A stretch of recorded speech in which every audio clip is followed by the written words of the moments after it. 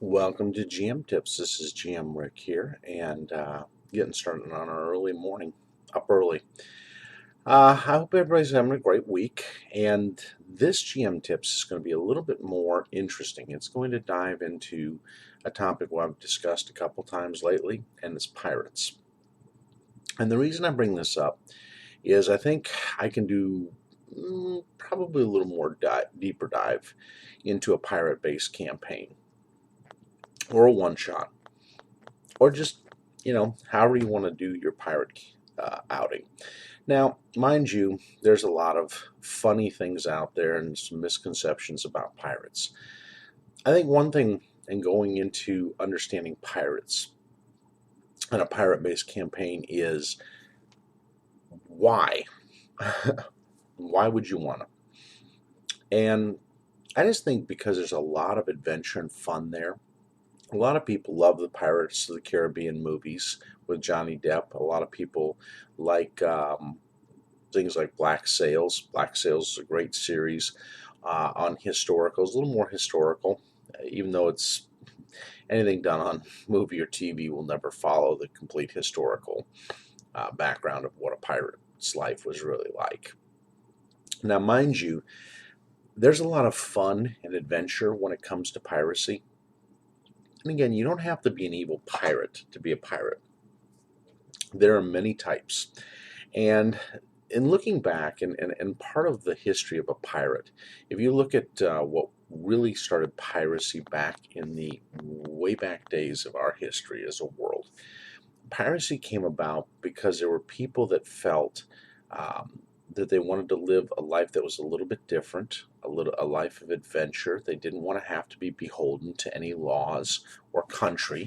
They didn't want to feel like they had to serve in a military or necessarily comply with the normal norms of a society, and the fact that they didn't want to have the day-to-day jobs that were boring or dull. They wanted to get out there and try to find lost gold and treasure. They wanted to basically sometimes pay back a certain government for the way it treated them. They wanted to be the explorers and some of the more free-spirited people that went in and took what they felt was theirs, and they took their right, and they were very flamboyant.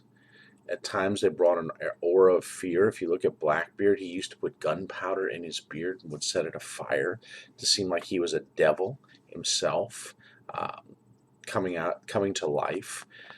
They were very intense individuals. They did not believe in a necessarily a way of doing things, but they did have a pirate code, a code of respect that they codified towards each other that probably kept them from just killing each other outright. Uh, so there was a lot of history behind piracy. And you can have a lot of fun with it in a campaign. The nice thing about a ship and a campaign that's based on a ship is you can go anywhere you want in the world. You don't have to be beholden to a certain landlocked location. And that's fun for a character. Now, it's challenging for a GM. I'm not going to lie to you, as a GM, you're really going to have to know your areas. And especially if you are doing one in a certain system. Now, again, I would recommend, if you guys haven't seen the No Direction 95, where Mark Moreland talks about Golarion, I suggest you dig in a little bit to Golarion. I think a lot of people have some preconceptions, and some people have used Golarion, or some people are just anti-resistant to another world or campaign. And so, they've had Greyhawk, they've had Faerun, they've had Ghostwalk, they've had Eberron, they've had name the different places that have been developed, Midgard. So people are a little more resistant to, let's start a new campaign system. But one of the things Mark Moreland really hit on, and I really appreciate that, is Golarion is a world where, what do you want to play? They have a country that covers any type of genre you want to play. You want to play steampunk? Go to Alkenstar and to the Mana Wastes. You want to play a jungle campaign? Go to the Mwangi Expanse. You'll want to play a desert campaign? There's a lot of places. Where do you want to go? Do you want an Egyptology one? Do you want a haunted world? Go to Ustalav. Do you want technology that went wrong and crashed to this ancient empire and has slowly codified itself into a realm? Go to Numeria or Numeria. Go to, I mean, you want demons invading the world? Go to the World Wound. You can go pretty much anywhere you want to go and create a great campaign. Now, there are several pirate systems that are already preset if you don't want to do everything from scratch. And the reason I'm going through it this way, again, I could go tip by tip by tip, but I want to lead you through how do you create the background. Green Ronin did Freeport. Freeport is a well-loved campaign, and they actually did a world around it. So if you don't want to necessarily go Golarion, go Freeport. Green Ronin does a great job of codifying their world, working with things. It works with the Pathfinder system. It also works with, they had it with 4E. I don't know if they've got it quite to 5E yet, but they have different flavors of it, okay? You can go to Midgard. Midgard has the Western Isles and the pirates, so they have it in their own Midgardian world. Cobalt Press did that. Where is it in Faerun? There's a whole free captaincy that's out there with I think it's the Blood Captains.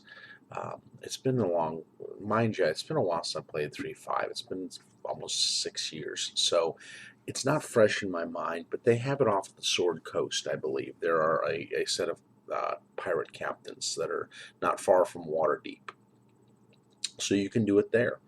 I'm going to focus a little bit more into Golarion and Pathfinder just because it's where I am right now and it's what I'm most familiar with. So in order to do a pirate campaign, I suggest one thing to the GM. Get familiar with the area. You don't have to know everything about the world of Golarion. Be a little bit familiar with the history, okay? One of the things that Mark Moreland really hit on, and I really appreciate it, is understand Eredin and how he is a key figure in this world, that most of humanity revolves a bit about the mythology of Eredin. He's kind of he used the term, it'd be like the Buddha, the Jesus, or the Muhammad of this world. That's kind of what Eredin is. He's this mythical figure that became godlike and then was taken from the world. So, leaves a big hole, changed a lot of things, mixed up the world. Now, a couple things you want to know. There's a couple colonies that are in the pirate area. The one that there's not a lot of information on, but you can find some information on, especially in the Ultimate Intrigue, is a place called Medio Galti. Medio Galti is an island that is near the Shackle Isles, which is one of the areas we're going to talk about a little bit. What's so important about Medio Galti? Ilsmagordi is the main city there. It's a pirate port city, so it's one place that you can base your characters out of. Now, why Medio Galti? You have the cult of Akashek that's there, and it's an assassin cult called the Red Mantis Guild. And the Red Mantis group is a very interesting and intriguing group. So it builds an area that you can mix both the assassin order with piracy. So it gives you a little different flavor than just the buccaneer or the freebooter or the smuggler. It gives you a whole nother flavor with a cult mixed in. Now, mind you, it's a lawful evil cult. They believe in contractualization, and this is a well-respected god that is the assassin god of the gods. And he is well respected, and he's an insect. He's a giant praying mantis, right? Hence the red mantis. And Akashek has its set of rules, and he lives out these rules with his followers, and they're very strict in their rulings of things. But it adds a whole other thing. So your pirates could actually be a former cultist, of the Red Mantis Society. They may know some things. There's some saw saber things that, and why do they use the saw saber? Because it's like the mantis claws. Best way I can put it. So that's one place you want to know. There's a colony that is south of the Mwangi Expanse called Sargava. And Sargava, or Sargava, however you want to pronounce it, I have my own pronunciation of things, is right south of the Kava lands and this up here in the top corner is going into the Mwangi Expanse. So they're just south of that. There is a pirate port there. It is called Port Freedom. And Port Freedom is another hold of pirates. Now, why is that important? This is a former Chelish colony that's down here. And they want nothing to do with the Chelish Empire. They do not like the diabolism that's going on. They want no part of it. They do not want to be absorbed into it. And so you have the aspect that you can put in the whole, let's protect Sargava from the Chelish aspect. And that's what they've done. They've negotiated a contract with the Free Captaincy of the Shackle Isles to protect them. And they pay blood money to basically keep from being absorbed into the Chelish Empire. And so they have a truce with the Free Captaincy, though there's a lot of distaste for it. They consider the pirates a necessary evil. And so the pirate life is kind of there. There's also another town that's off of, or a city that's off of the Mwangi Expanse. There's another area you want to know. And why? Because the jungles are a fun area to play. And there's several places that are bastions of piracy out here. And as you can see, there's the whole thing. There's the Eye of Abendigo up there, that swirling mist. That's the constant hurricane that formed after Erodin passed and left the world. Blood Cove, beautiful place, interesting place. It's a mix of piracy and legitimate merchants. So it's a unique area to adventure and have an adventure in. Senghor, the Bay of Senghor. The Senghorese are kind of a swarthy, almost Cyprosian group of individuals. They're very Mediterranean in their look, and they're a little bit different than the African area that's in this area. And so, interesting group that you can really base a pirate thing out of is Senghor. Now, then, of course, the favorite place of people to go is the Isle of Shackles, or I call them the Shackle Isles. And they are that, the Shackles. See? And the great place about the Shackle Islands is they're their own little set of cultures. So, you want to be Tien, Asian.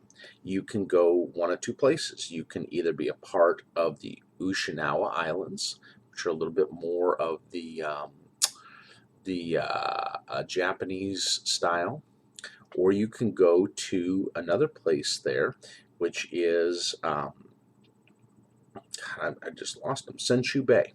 Senshu Bay is more the Chinese and more the Southern Asians. So Chosu is a great place that you can really start out of. They have the Shark Island with Olo, where they have the were sharks and the wares. Interesting place, again, to have your party based out of. There is Motoku Island with all the dinosaurs on it, and it has Kent and Rapier Bay along with Lillywhite. So they have all these different little towns that are on Kent, and it's also near Besmara's throne, which can do Queen Bess or Besmara's throne is another area. They have the Talden Isles with Little Opara. They have the Chelish Isles, which are up in Hellsport. You want to be a halfling escapee, you can go to Bag Island and Slip Cove. So there's so many different places, and they have every culture that is in these islands that has gone down there to be Free Captaincy. Now, there's one other place I haven't brought down from here, but there's another set of pirate raiders, and that's in the land of the Lenormand Kings.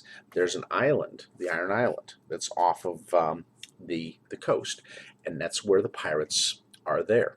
So there's a lot of different places. Now you can also do pirates in the eastern seas as well. So you could do some piracy off of Katapesh and that area. But mind you, you get caught a lot more over on that side of the world just because there isn't as much formed welcome pirate groups like there is in the western seas. Now, there are some pirates that are river pirates as well. So you can do some river pirates up either in the river kingdoms or even in Andran Taldor's border. There are some river pirates that are up there as well. So there's a lot of places on the world where there is accepted piracy. And that's one of the aspects I love about Golarion is instead of having a little sliver of area where pirates are, there's a lot of areas. And it allows for a lot of waterborne different types of pirate campaigns. So you want to be more of a Viking raider, you go up to the Lenorum Kings. You want to be much more of the swarthy Johnny Depp style pirates. You go to the Shackle Isles or Ilsmagordy off of Mediogalti Island, or you go to Sargava, and you can be those. Now, the nice part about a pirate campaign is it opens a lot of possibilities of what you can do. You can be the pirate group that always storms the ships. You can be the pirate group that's looking for lost treasure on the islands and hidden empires. You can be the pirate group that is trying to free slaves because you hate the slaver empires. So you're much more of a corsair or a buccaneer. You can be a smuggler who smuggles goods in and out of an area. There's a lot of different things you can do. And the great thing that goes with the pirate system is that you can really make a lot of money quickly or resources by raiding things and taking things. Now, one of the things that Paizo did when they did the Skull and Shackle campaign is they came about with a system of barter. And it made sense because, again, exchange rates, money rates, all these other things fluctuate. But if you barter in what I call resource points, then there's an equivalent GP value, but you're always dealing in resources. So it could be coffee, arms, tea, slaves, whatever you want to deal in. But these kind of things are what you can work with. So keep that in mind.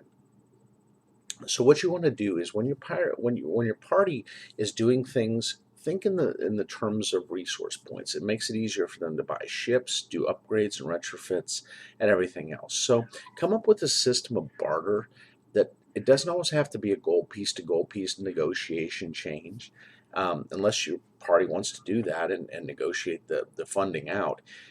It takes away from the campaign some. So that's just kind of a side note with that.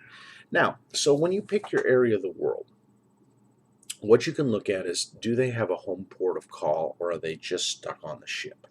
A lot of times I would develop a home port of call or sets of ports of call that they can go into and that they can work with. I love one of the things that they do in the Shackle Islands is there's the free captaincy. So there's legitimate pirates and illegitimate pirates. The free captains, if you become a free captain, which in order to do that, you have to show you've got enough infamy or negative reputation. And once you catch the notice of the Storm King then brings you into Hell Harbor. And Hell Harbor is the biggest port of call for the pirates in the whole region. It's on the mainland. It's right on the Mwangi Expanse, a little bit north of some of the lands there. And it is a massive pirate city. And you go in there and you have to do 3 deeds to show that you are worthy of piracy. Number 1, you got to show your way around a ship. So your skills with climbing, rigging a mast, getting a ship ready to go out, boarding another ship. So you got to either board or repel being boarded. So that's another thing you got to do to show yourself. The third is games of chance.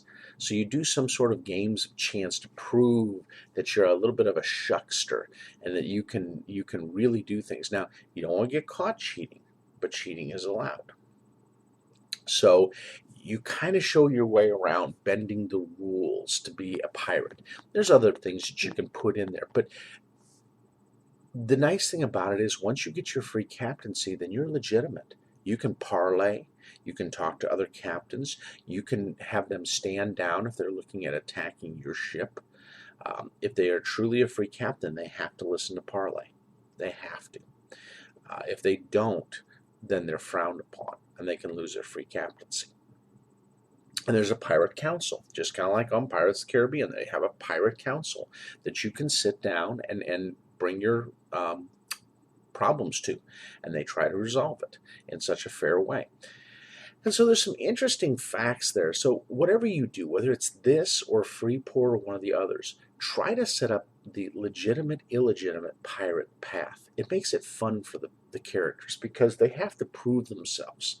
They have to take in that, okay, in order to be legitimate and to have my own ship, I have to do things to earn that respect. If not, I'm open game to any pirate that comes along. And that's true of the Shackles.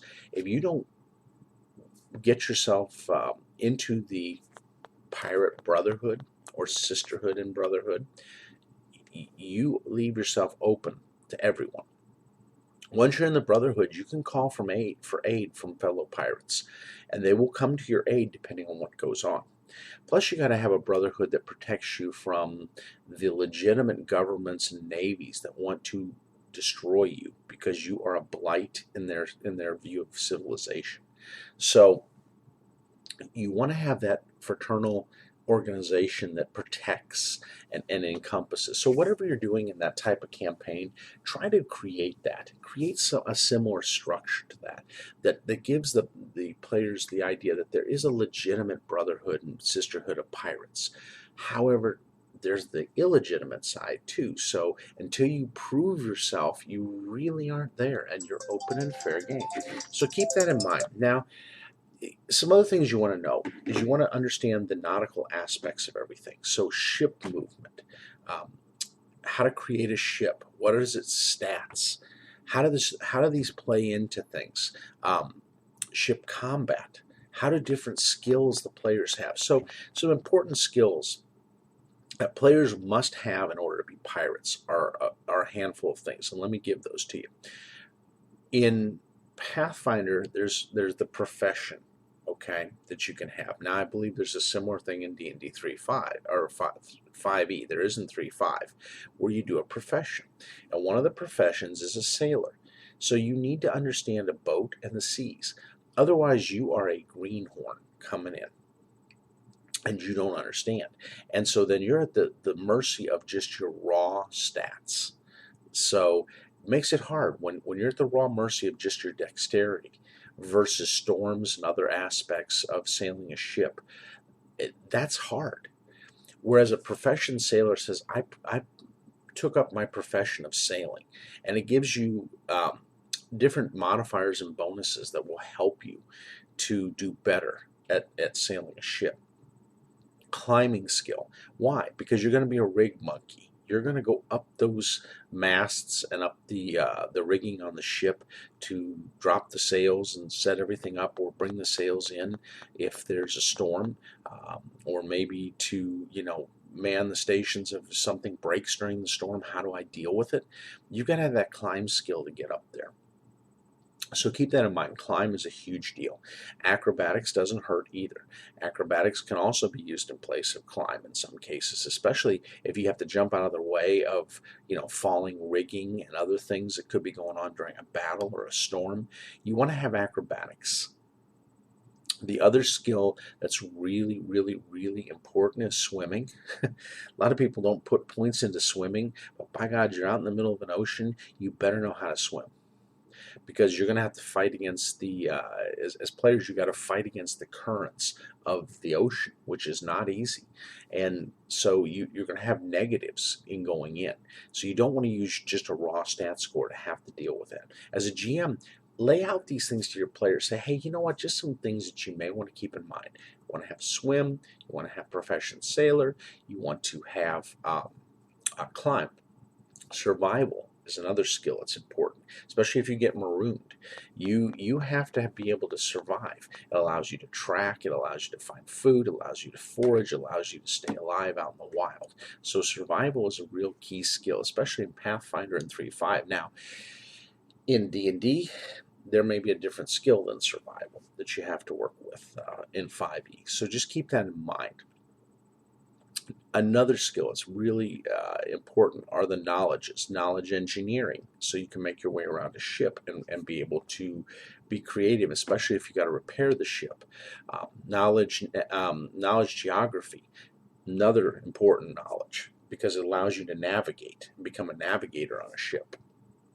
Both star charts and sky charts, you can use both with your geography skills. So all these things are important. Now, other things as a pirate that can be important. Sleight of hand. Sleight of hand allows you to palm weapons and hide weapons, especially if you're going to be boarded by a legitimate ship. Weapon proficiency in the weapon finesse is very important, especially on a ship where you're going to be using more dexterity than you are strength to go at a opponent, most likely. The question of whether you want to have firearms or not. I like firearms. I've always liked black powder. I don't think every ship has to have them, and not every pirate one in my campaign has black powder when the players go up against them. But I allow it because why? Those pistols were not always the most effective, but when in close quarter fighting, it's very important. So what are some things that a pistol fighter has to take that's important on the skill side of things? Basically, a craft firearms is important, especially if you want to clear jams and deal with things if your gun breaks. And guns do tend to do that. Black powder firearms were not the most reliable, so they tend to break. So keep that in mind. Exotic weapon proficiency with the firearms is important to use them. Otherwise, you're using them as an untrained skill, and that's scary. So you want to come up with something similar like that in D&D if you're using this. You want to have these knowledges that are important to have in crafts and skills. Now, feats, point-blank shot, precise shot, rapid reload, all these are important with firearm. Rapid reload basically allows you to use it every round. As long as you're not moving, you can every round reload your weapon. So you fire, reload, next round, fire, reload, fire, reload. It's important, especially if you're up against a lot of opponents. Precise shot, important, especially if you're in a crowd of people. You don't want to shoot your own players or have negatives and chances to shoot your own players around you. So that's a very important feat to have. And again, I'm going from Pathfinder. You can adapt this however you want to do it, but keep that in mind. Now, once you get the skills and some of the feats, some other things you want to look at is what kind of classes do you want to play as a pirate? And there are several classes that really lend to it. The bards and the rogues absolutely are prime when it comes to being a pirate. Most pirates are rogues in some way or form. And they even have a pirate sub-build in Pathfinder under the rogue. And the same with a bard. They have several different sea-oriented bards or pirate-based ones. Now, there's a swashbuckler. Absolutely great class out of the advanced class guide for it. The gunslinger, of course, for the black powder. The investigator. I know, right? They have a steel hound. So a steel hound is a great build or archetype of investigator. Let's see what else. Fighters, of course. Fighters are always, in there. Rangers. Why? Because rangers don't get lost real easy. They're great trackers on the sea, so they'd be great navigators. Or marines that can go in and do shipboarding. You got druids. Druids are perfect. Druids control weather. So think about it. A druid captain, one of the free captains on the Free Captain Council is a storm druid. And so makes perfect sense with where you're at to have something like that. You can do a cleric or an inquisitor. Do one of Besmara. Besmara is the oh, what's her name? The sea goddess of Pirates of the Caribbean. They're Calypso. She's the Calypso of this world. So she really, in Golarion, she's a great one to pick for that. Or pick one that's like that. They have pirate goddesses in a lot of the campaigns, so or gods or goddesses. So keep that in mind. Gozrah, clerics of Gozrah, or druids of Gozrah for the weather. Pharasma, life and death. That's what a pirate's life is: life and death, and a little bit of chance and fortune. You could do an oracle or a witch. Those would be good builds for that. A magus, absolutely. Magus, when it comes to having a magic-based person, a sorcerer or a wizard, you could do those. Both of them would be great either to have on the ship or to be the captain of a ship. And so there's a lot of different ones you can do. Brawlers is a great class for that. Again, just because of the martial proficiency as well as some of the other things you can do on the monk side for keeping balance. So there's a lot of different things. Now, keep in mind, most pirates are not lawful. Unless you're a corsair that holds to laws and regulations, most of them are chaotic or a neutral or an evil. That's just what they are. They're not beholden to laws. They don't like laws. Pirates are not about law and order. So having a monk on a pirate ship, not a good idea. Having a paladin on a pirate ship, yeah, you could if they're a corsair, but they really aren't going to hold to it real well. And it's going to put a stick into play. So really talk to your players ahead of time. And you players that are listening to this, think about it ahead of time. There are certain things that do not make sense in a pirate campaign. So why go there? I'll give you a perfect example. Skulls and Shackles was playing that adventure path, my first foray into pirates, into Pathfinder. We had a guy, Dave Andrews, love Dave, good player, super guy. He brought a cavalier to the gunfight. And he didn't know which way it was going to go, granted, but he brought a cavalier with a warhorse. How good is a cavalier with a warhorse on the water? Yeah. Big armored person on a ship with cavalierish regulations. He rides an equestrian horse and have all those horse skills. How useful is he on a pirate ship? I leave it to your imagination. That's why I sit there with that look. It just didn't fly, and it didn't go well at all. And I like Dave, and poor Dave got into rules stuff, and the party just said goodbye. And he was a good guy. I have nothing against Dave. Great player in any other situation. Perfect guy to have in your campaign. Just didn't work. Okay. Barbarians. Of course you can have a barbarian pirate. They used to become the raiders, like the Vikings, where they just come in and just smash, crash, and bash. And so there's different classes that make sense. Think about it before you go in, and have your party think about it. You don't want them to build something that later on just doesn't make sense. We're going to try something out in my one shot. One of the players wants to do a Ronin Aiatsu based pirate. Okay, we'll give her a whirl. It's going to get interesting one way or the other. Could be armor, medium or heavy armor on a ship is normally not a good idea. Even with the Marines and the Navy and all these things that come in from the different soldiers, most of them don't wear heavy armor on a ship. You're going to wear leather, studded leather, chain shirt at best. Why? Because armor likes to sink. And it makes your swimming checks a lot harder the more heavy it is. So when you get into some of these medium heavy armors, I don't care if they don't give you that much of a negative. A -4 at a low level will kill you. You will drown. And it's just, I don't know what to say other than okay. But yeah, I hint at it. And again, your job as a GM or a DM is not to tell your players what they can and can't do. Okay? At the end of the day, they're going to decide what they want to do with life when they grow up. Don't be the one that tells them what to do. You are trying to help them with their concept. But put subtle hints in there too. Okay, I see where you're going with that, but a paladin and full plate on a ship, I see a lot of drawbacks to that. And that's where you leave it and let them think about it and really stew on it. Players, come on. You know better. And I'll give you guys a harder time than the GM.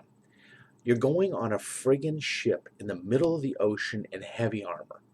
What the hell are you thinking? Are you thinking?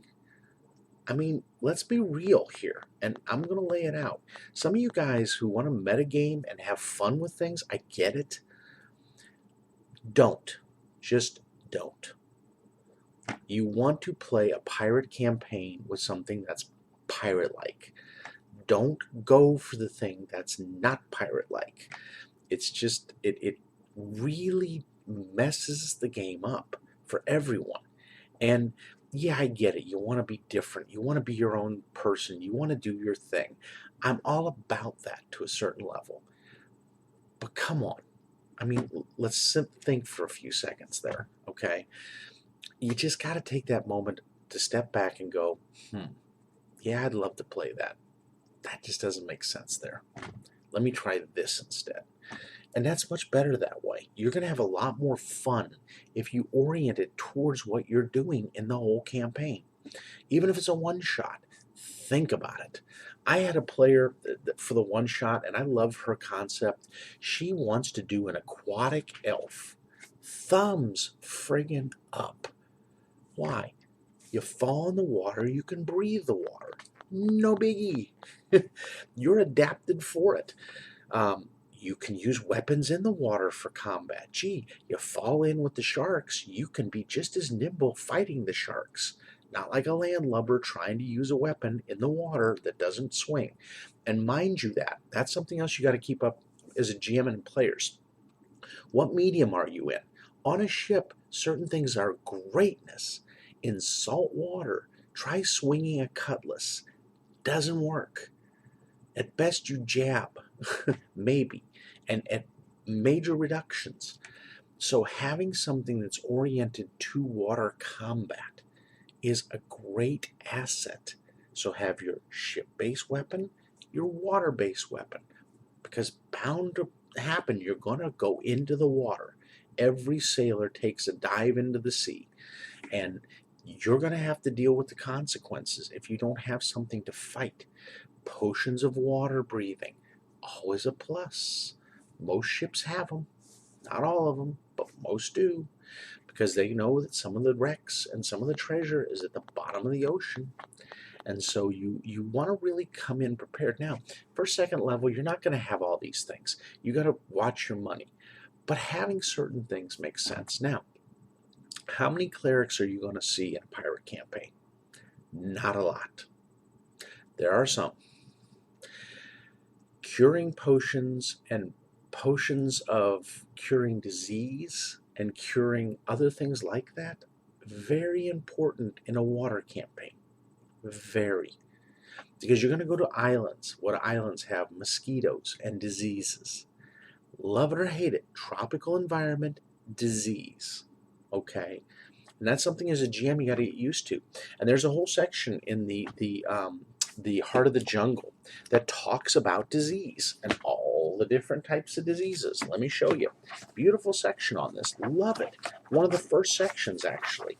So, natural hazards. They have the hazards that are around, like dangerous plants you don't want to eat and what they do to you. And then, what's the second section?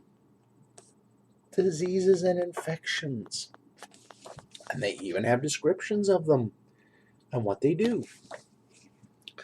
Unfortunately, when you go into an environment that doesn't get cold, that stays at a constant moist, hot temperature, it's a breeding ground for disease. Don't cut that out of the campaign, GMs and DMs. Please don't do that. You do yourself such a disservice to say, well, that's just too much to put on my players. They're heroes. They don't need to worry about diseases. Why not? Every movie you watch a hero go into a jungle, they face disease. And the movies that do it well give you some real outtakes with them fighting these diseases like malaria and some of the other things. No, they're not sexy. No, they don't lean to combat. But yes, they are a danger in reality, just like traps are in a dungeon. Okay? Why cut it out? Don't. Leave it in. Let your players get sick. It'll make them twice as thoughtful about remove disease and other things. And remove disease doesn't always get rid of all the disease effects. So mind you, you better be careful going in and know what you're getting into. Okay? You're in the jungle. It gives you sections on hazardous plants that want to eat you, and other flora and fauna that want to eat you. Jungles are like that. That's the reality of a jungle. Love it or hate it. So utilize those things, okay? So you're going to not always be in the ocean. You're going to be on islands, and islands are like that right there. So keep that in mind. Now, what happens on an ocean? So part of keeping the players intrigued in the game, you got to give them their day-to-day tasks on a ship. You're climbing the rigging, you're making your checks, you're doing all these things. And guess what? Even in the routine, you can fall off a ship, or you can get tangled in the rigging, or you can fall and get injured, or you can get bit by some sort of critter you didn't know was in the hull of your ship. It happens. And what it does also, and what you want to award them with, after a couple months on that ship, this is up to you. But I don't give them tons of awards for every time that's 3 or 4 months, but the first time they're on a ship and learning a ship, or the first time you're in the campaign, give them that one-time bonus of a +2 to their profession sailor for being on a ship and learning the ship. They become knowledgeable. They should get some bonuses. Give them that. Award them.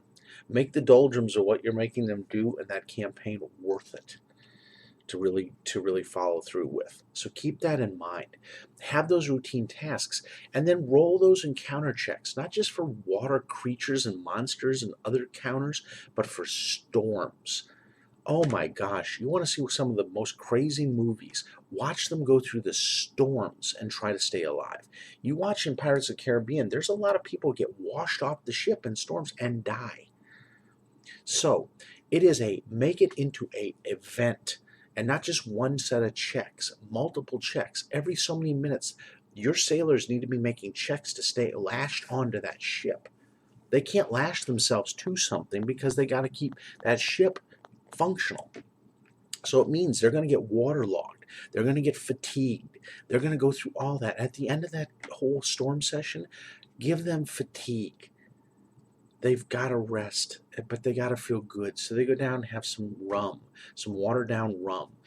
Play some games with the other sailors. Have them interact with the crews and get to know the crews. Building relationships. That's what happens on a ship. You're going to have your friends and your enemies. And you want more friends than enemies, because you want those people in your corner when your enemies come looking for you to throw you off the ship or keel haul you or do something else. Show them a keel haul where the person is basically lashed to the front of the ship and goes under the ship across the barnacles and are keel hauled.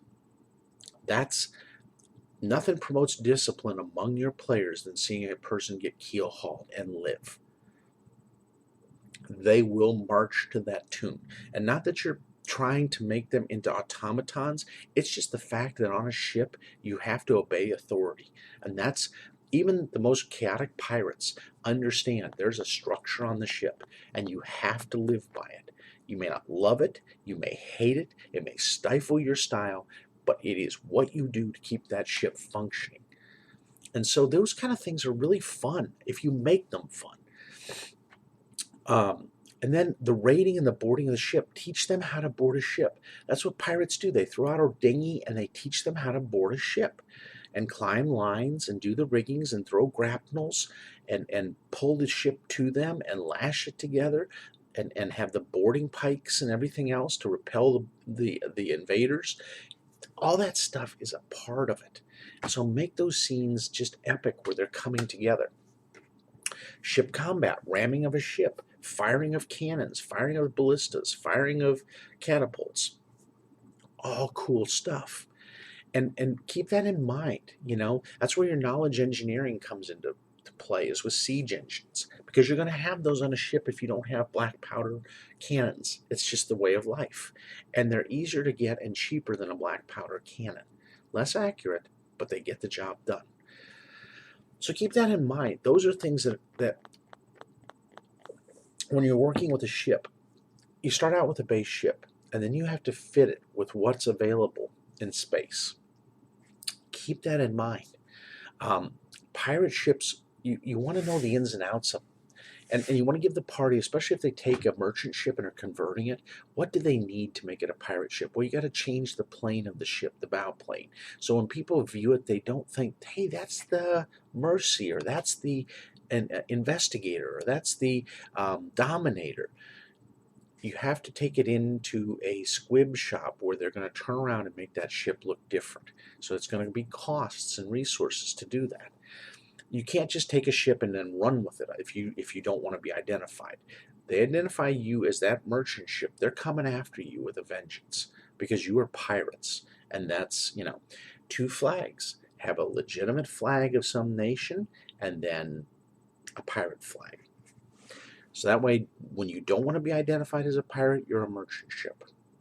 When you want to be identified as a pirate, you are a pirate. So keep that in mind. And learning the terminology, always a plus. I mentioned that before in another episode. It's up to you, but it makes it more fun when you're talking the nautical terms. Flesh out the NPCs, GM. They have a section in the Shackle Islands of basic pirates. That's the nice, cool part. So look under here. They've got Shackles Pirates. So they got a Shackles Sorcerer already made up. They've got a Pirates. So you got a pirate captain, officer, all the different pirates already made up for you. All you have to do in your NPC build is use these builds or refer back to them. That's why having this book, The Isle of Shackles, is such a big deal. They've already got them pre-made for you. They got them pre-made in the GM's guide. Having pre-statted NPCs for this is important, especially, if you have a conflict between the player and that person. Now, I've done some individual NPCs on Hero Lab that I'm going to run, and they're going to be interesting individuals. They're different than this, that have some more character to them. You can do that too, but have it all ready to go when you have your session. That way you have these personalities. Do the same for the different merchant ships you're coming up against. They have some general stat blocks in the Skull and Shackles, as well as the Isle of Shackles. And also another one that's good to get, Ships of the Inner Sea. It has different ships. So here's all your different ships that it has. So now when your players go up against some things, you have ships already ready for you. Another great adventure for piracy, Plunder and Peril. Great adventure, add-on adventure that comes after Skull and Shackle. Now, another one that's really good. If you want to get into this, get some of the ones that are off the jungle, that have to deal with maybe possible pirates, but your players getting involved with things. So have some different resources available to you to work with. You're going to be writing your own adventures too outside of this, but try to come a little bit prepared with things. And you can always modify them up. You don't have to leave them as is. I don't ever leave these as is. I modify them up all the time. But knowing that, and again, Skull and Shackles also has some ship stat blocks. Plus, they have a section under the player's guide where it's big enough that where they have ship-to-ship combat, they have boarding, they have all the sections that the player needs to learn about. Plus, they have stats on different types of ships. Big deal. And that's something you're going to need as a GM to run things. So keep that in mind. You got to have all that available and at your fingertips. Have a real story going on. What are the players trying to accomplish with it? The one thing about a pirate campaign is it can go all over the map and you can lose direction. Don't just be boring with it. Have a general direction the players are trying to go, but they have to do all these side things to get there. And it leaves them the availability to raid ships, raid villages, build their armada, do the different things they got to do. And that's a really cool thing. So keep that in mind. Um, the other thing is have the legitimate navies and ships that are going to come after your players. In Skull and Shackles, the Chelish Navy and the Rahadumi navies are pretty dominant things, and they're on the prowl all the time to try to take things out, especially the Hell Knights. The Hell Knights see pirates as a scourge of the earth, and so you can pick a couple of the Hell Knight orders that are going to come after the players with a vengeance, the Paralictors. Their job, they want the pirates gone. They're a scourge to law and society. So keep that in mind. So you're going to have navies that are going to come after your players. And you've even got things called Grey Corsairs that go after pirates and slavers. So the Andorans have those. And they do not like regular pirates. They are the pirates against pirates. So you can have some real fun and conflicts going on with these things. But flesh it out so that you as a GM have an idea.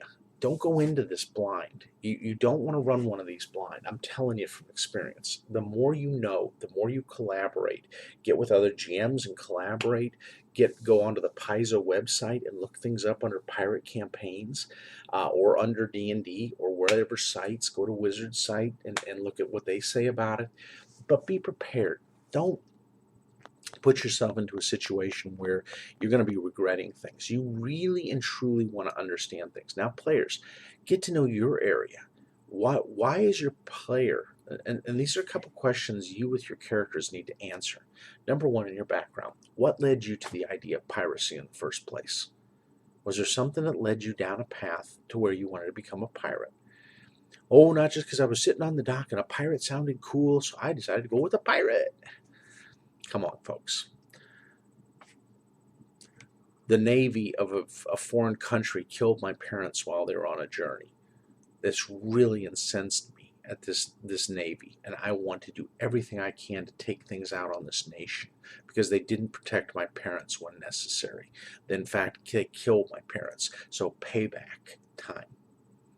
Or basically, I tried the things in regular society, but it just never added up. Things just did not go the way I wanted them to. My luck wasn't there. I tried to rise up the ladder socially, and it wasn't there. So I went this way. I love being on a ship as a sailor. However, the dangers of piracy began to scare me. So at one point, I decided, you know what? Let's join the other side.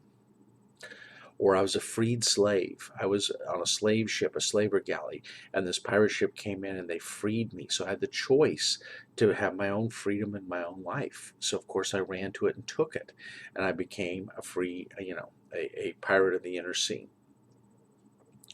Have some sort of a backstory that goes with it that makes sense, and really write a good background, because really in these kind of campaigns you can capitalize on these type of things and really make it a lot of fun. So keep in mind, a great campaign background is really important, and to choose why you went the path you did. Give a reason. And, look at your overall goals. What do you want to have as a pirate? Your own ship? Your own free captaincy? Maybe your own island? Your own fortress? Your own armada? Where are you going with things? Maybe you want to find some unique treasure that's been lost for thousands of years. Pick a background goal that really makes sense for you being a pirate. Don't pick a god or goddess that doesn't make sense for this. Besmara, Pharasma, great goddess for this. Callistra, great goddess for this. There's a couple ones that you really want to look at and say, yeah, I like it. Gozra. Pick one that makes sense. Even Cade and Kayleen. There's the ones that hate the slavers that became pirates to free other slaves. Cade and Kayleen's great for that. Or Desna, goddess of moon and stars and dreams. There are some ones that lend to piracy really, really well, and then there's some that don't. Sarenrae, no, no. Iomedae, oh hell no. Abadar, no. No. Asmodeus, no. No. Hates pirates. Norgorber, yes. Oh yeah, very vicious, but yes. Some of the demons, yes. There are certain ones like Dagon, yes. Why not? There's certain ones that make sense, and then there's ones you go, no. Leave the no's no. Okay? They're for another campaign. Have some fun with this. Be creative. Players, don't do your same old every friggin' time. That is the one thing as a GM that drives me up a wall. But I allow my players to do it because I'm not here to tell them what to do. But at the same time, I go, really? Oh, this and this for this? Okay, maybe. Not getting it, but okay. I let them pick their own poison, and sometimes it poisons them. and it doesn't matter how much I want to tell them to have fun with it, they don't. And it's like everybody pokes fun at them and has fun with them. And like the person that picks the Cavalier to go on the boat, what the hell with the Warhorse? As you can tell, that one just sticks in my mind and my craw, and I just go, why? What were you thinking? And where were you going with even in the jungle? Where were you going with a Cavalier in the jungle? I mean, that's like putting a Cavalier into a desert campaign. Okay, you'll cook in your armor, but that's okay. That's really what you want to do. You die a heat stroke out there, but that's what you want to do. Again, as a GM, you just kind of sit there. As a player,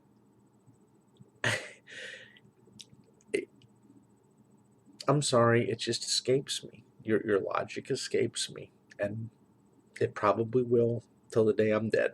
But try to pick something, please, that makes sense. I get the I don't want to be like everybody else, but just don't be dumb, okay? And some choices for certain campaigns and settings are dumb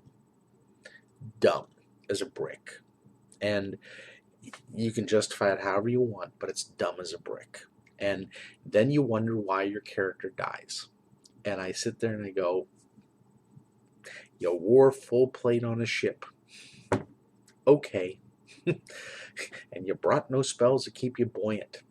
Okay. And you have no water breathing potions. Okay. And even if you did, you get crushed on the pressures of the bottom of the ocean like a tin can. I don't know.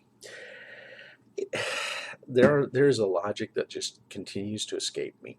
And I hope you guys are laughing with me as I'm doing these expressions and going, okay, because there are those players like that.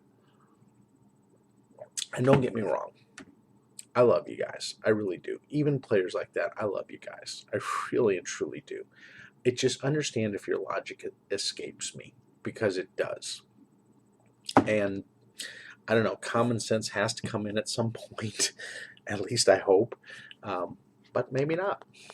And so don't. It's like I had a player the other day that was trying to reason with Grave Knight. 4 of the players were stunned in the campaign. They're down. They're stunned for multiple rounds. And they're your spellcasters and some of your more stealthy types. So now you got 3 fighting types that's against a Grave Knight. Possible. They're 9th level. It's a Grave Knight. However, just because he annoys you doesn't mean you have to go to the, okay, I'm going to beat you into submission time. I give some players credit because they stall to get the other players back. So you have a full party against one Grave Knight, or a Grave Knight and God knows what.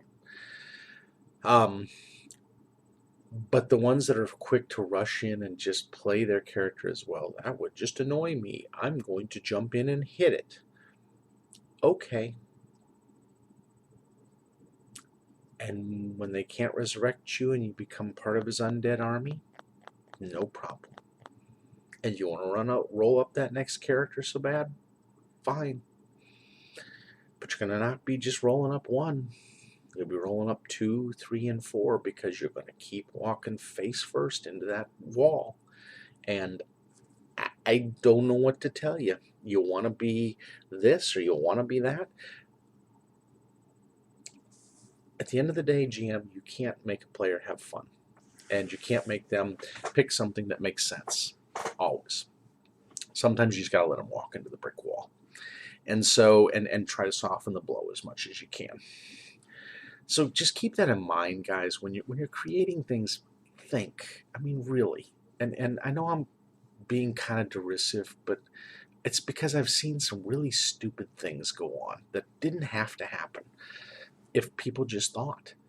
And so, really think about it and really take some time to get to know what it is to be a character on the water, because you're going to have a lot of water dangers. You're not going to know them all. And you're going to run into some crazy situations, but it's going to be so much fun for you if you just let it be. And if you go with the flow and really pick something that can be a lot of fun, you can really live out a fun pirate thing. If you want to dress up for it, guys, dress up. I've seen some guys GMing that put on the pirate hat, put on a patch, have fun, do it. I mean, and if players, you want to dress up and do your little cosplay of it, do it. This is the fun of having a campaign like this, is it takes you a little bit outside of the box, and you get to have some fun, and you get to have a little flamboyancy, and you get to really be that type of Jack Sparrow that you don't get to do in real life. So have a little fun with it. Try not to have 10 Jack Sparrows, but have some real unique characters. Pick some classes and races that are fun. Having a gnome or a halfling on a ship is a great thing. And having a tengu on a ship, they're called the hex eaters, or the things like that. They eat the bad luck, so they're the luck eaters. So you want to have some of those for good luck on your ship. If you want to do half aquatic races, fine, greatness. If you want to even do a kobold or a goblin, makes sense in a pirate campaign on a mixed ship. Half-orcs, orcs, ogres. You can have a lot of fun with some off things that you normally wouldn't get to do in a pirate campaign.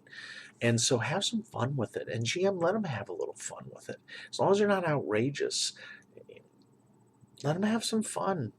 This is going to be something different, and something is always going to be unique about it every time. So keep those things in mind. Draw up your encounter tables ahead of time. Lay out your different ones.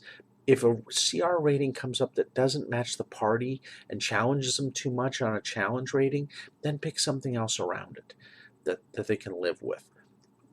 But have these things prepared so that something is always going on with it, and something is always keeping their attention, and you'll have a lot of fun. Thanks. I appreciate, this is going to be an extra long one, but I think it's a very necessary one to help people with this type of campaign and to prep it. And play more of these guys. Run them, play them, have some fun with them, because there's a lot of fun in a pirate campaign. Thanks again, and I hope you have a great week of gaming.